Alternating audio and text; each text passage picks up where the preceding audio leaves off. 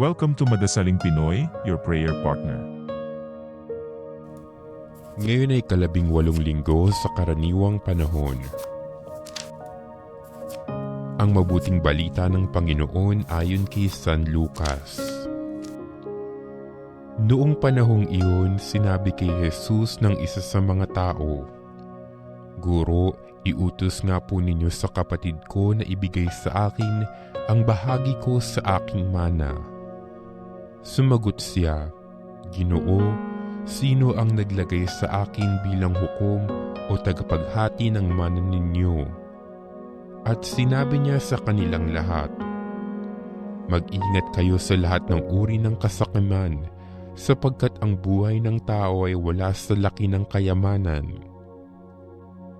At pagkatapos ay isinaysay ni Jesus ang talinhagang ito.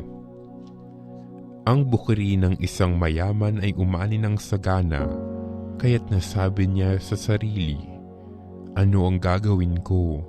Wala na akong paglagyan ng aking ani. Gigibain ko ang aking mga kamalig at magtatayo ako ng lalong mas malaki.